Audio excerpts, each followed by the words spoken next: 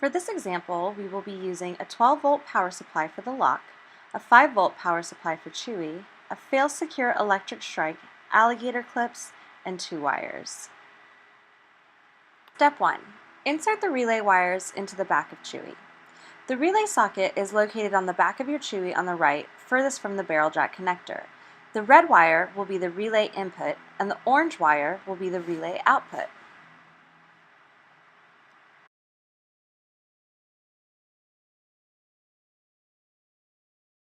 Using the red wire, connect the positive side of the 12-volt power supply to the relay input.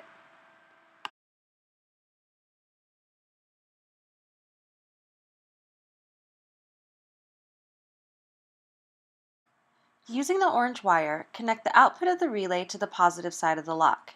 Here, we are using an alligator clip for the sake of simplicity.